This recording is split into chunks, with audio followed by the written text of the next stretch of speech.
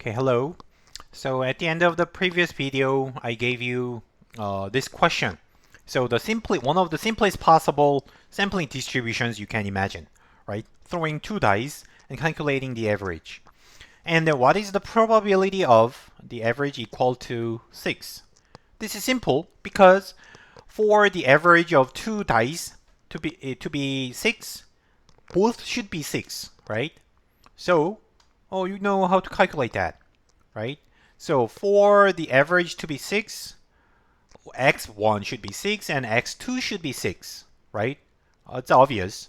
And you know the probability, and because both are they are independent with each other, so you can calculate one single product of the single probability, right? Using the special multiplication rule.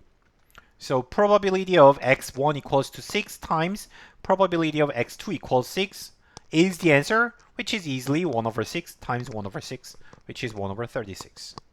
Okay, in this way, like the average can be at least 1 and at most 6, and with the increment of 0.5. So we can calculate the probability distribution for the average, right? You know how to calculate probability of 6, and like for example, probability for x bar to be 5.5. This is possible. This happens when you have 5 and 6, right? So, like as we did in binomial distribution, we are calculating this probability like this.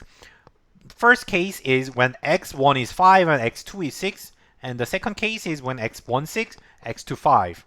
So, and then applying the special multiplication rule, you know each of them is 1 over 36.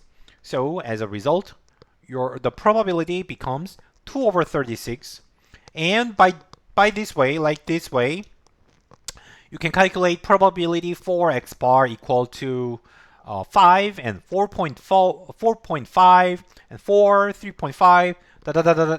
So you can calculate all possibilities, right? Thinking about all, like in other words, thinking about all 36 combinations of two dice, it is not that difficult to calculate the probability of average. Here, like so, what I'm going to do is, so think about the distribution for a single dice. Obvious. So you have 6 outcomes, and they have the same probability, which is obvious. By the way, this is not a sampling distribution because it is based on single observation.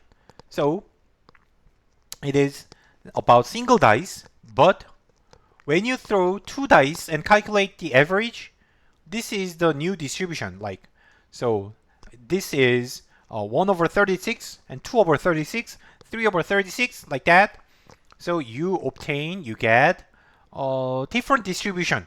So what you need to observe here is, first, the probability distribution for a single observation is different from the probability distribution for the sample average.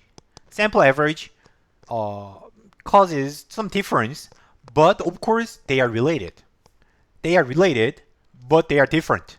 That is the point you need to observe, even in the simplest example, like throwing one dice and calculating average from two dice. This is the sampling distribution. So in the end, what we are going to do is, we would like to learn what's the relationship between the sampling distribution with, the original distribution. The single observations distribution is like this. Then, what can we do with this one? And on computer simulation, I increased the number of dice to 5. Interestingly, you get another different distribution shape. And as you can see, it looks more familiar. And if you increase the number of dice to 25, it is like this. By the way, there are probabilities here, but it is too close to 0, so you cannot see them. But there are positive, small but positive probabilities everywhere between 1 and 6. So anyhow, you see the pattern. right? So as you generate more sample and calculate the average, the distribution has a certain pattern, nice pattern, and you know what it is, normal distribution. That is a very interesting pattern. Okay, so so as I said, the sampling distribution is different from the distribution of a single outcome. However, we can find some pattern. We are going to formulate those patterns as formula, as rules, right? Now, what's even more interesting experiment is to consider unfair dice, right? You may think, okay, it is nice. It becomes rolling multiple dice. Rolling multiple dice will generate like nice and smooth and looking good, like normal distribution, right? However, this is not just because of the original distribution is well behaved. For example, I will consider this kind of weird dice. So the probability of one is twice greater than double of the other probabilities. It's not uniform. So I simulated a probability where one has twice larger probability than the others. In this case, also increase number of dice to 5 and 25. Still pretty smooth, right? The only difference is the center is moving not exactly at 3.5 because more probability is put on the lower side.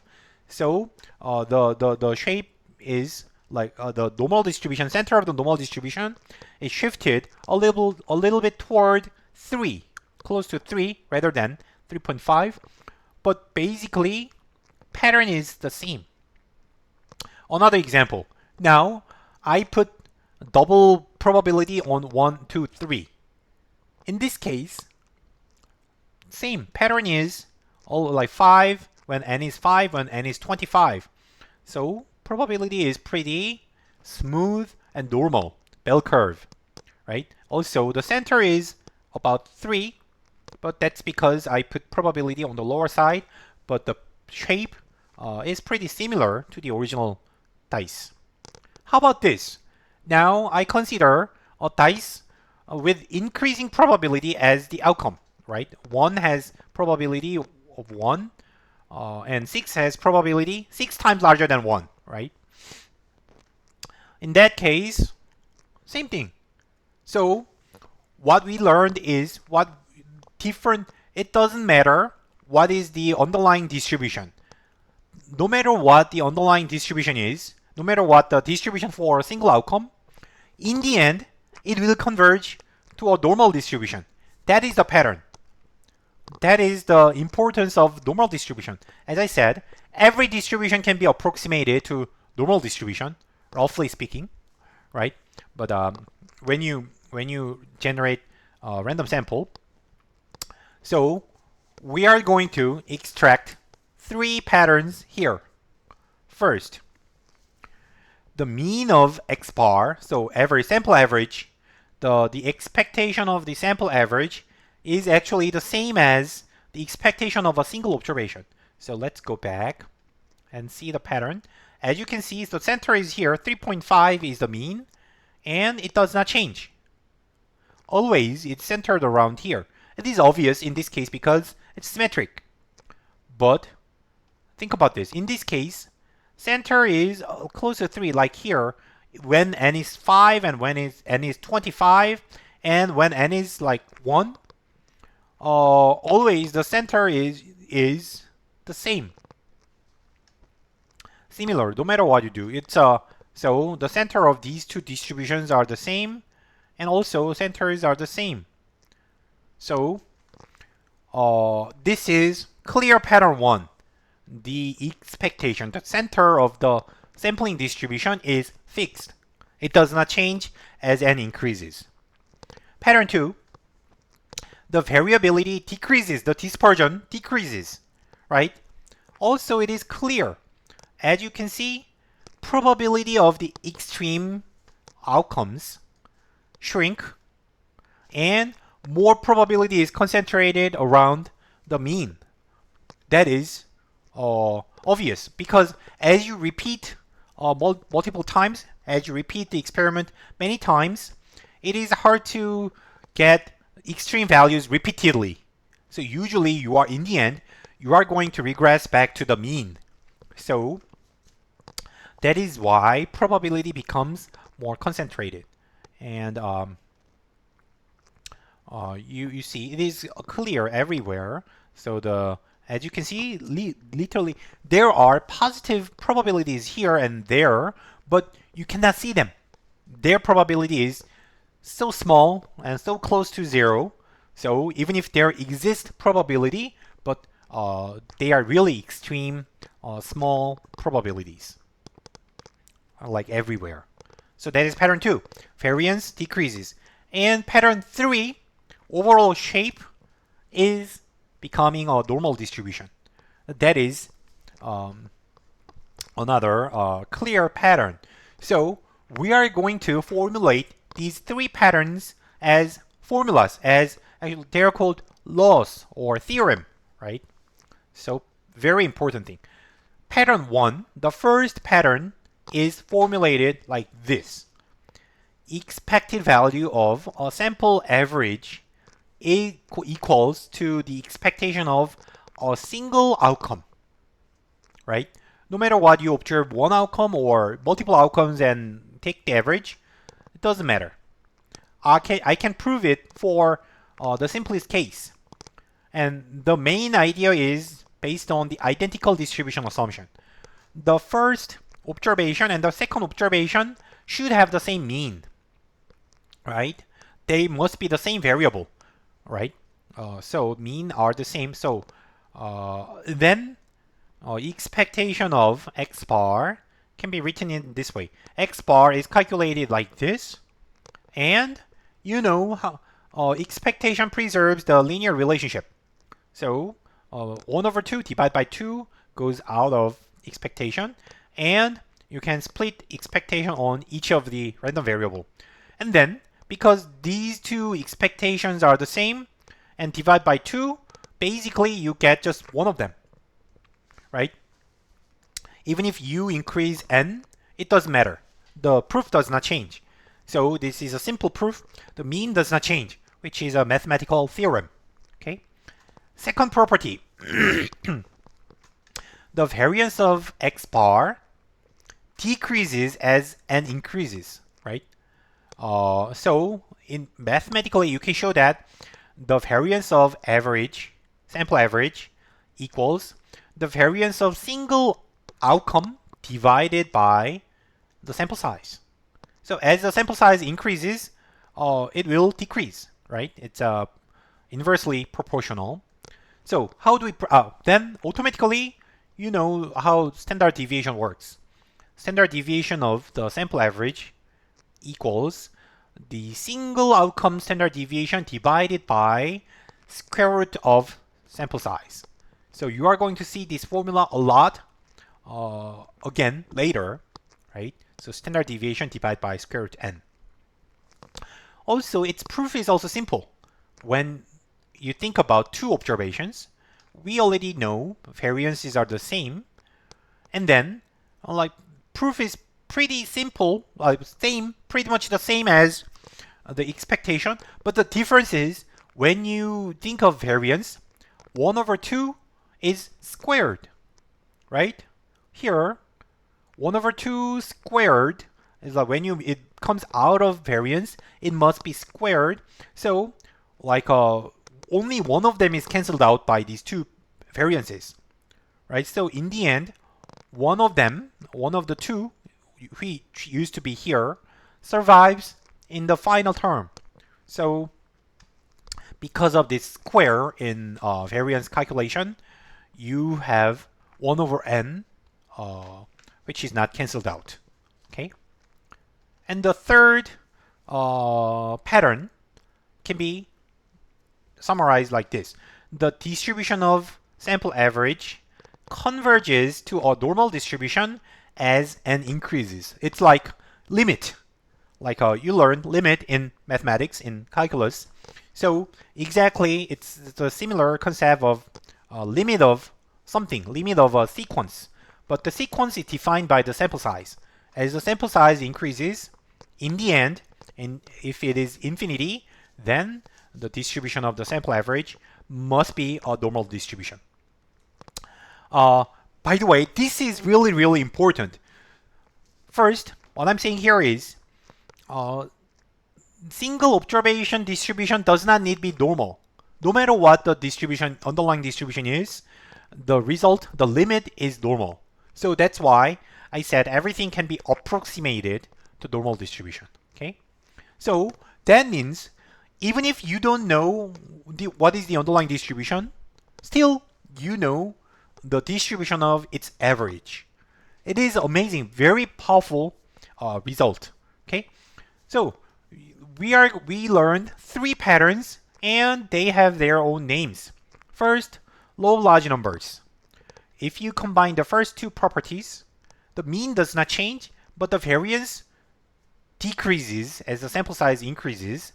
That means as the sample size increases to the infinity, the randomness of the sample average disappears and the sample average converges certainly to the true mean, right? This is sample average and this is true mean, sample mean and population mean. Sample mean and the true mean, which includes everything, and this includes only the sample. So variance converges to 0, that means there is no randomness in the average. But average is always the same, so average is in the end will be the truth without any random error. There will be no random error in the sample average. Also, it is a famous law, mathematical law, and the other important theorem is the center limit theorem, usually called CLT. Center limit theorem states like this: for sufficiently large sample size n, your x bar, the sample average x bar, is approximately normal distribution with these 2 parameters. Those parameters are obtained earlier, but combined with normal distribution, they are sufficient, right? Knowing the mean and the variance are enough to describe anything about the normal distribution, right? Here, by the way, it is approximation. This is limit. And then maybe you may think, how much is sufficiently large? When I say sufficiently large, how much large is large? It is not that different, like not that big, right? Usually many textbooks say 30 or 35. It is too small, I think. Good thing is, it doesn't need to be that big. Like data observations of 30, it's not that much these days. Like, right? So when we say big data, there are millions of observations. So we don't worry about this large n assumption. Usually, it is not a big problem. And also, the larger the n is, the more accurate this normal approximation is. It is your distribution, sampling distribution is closer to the limit, the normal distribution. So your approximation will be much accurate. So as a result, this center limit theorem is so powerful these days. Like in any kind of analysis, whenever you have enough sample size. Okay. Okay. So in the next video, I'm going to show you how to use these theorems, right, in our practice. Okay. So you learned the most powerful theorems in statistics. So please make sure you understand them. We are going to use them everywhere in the following chapters. Okay. Thank you for watching. See you later.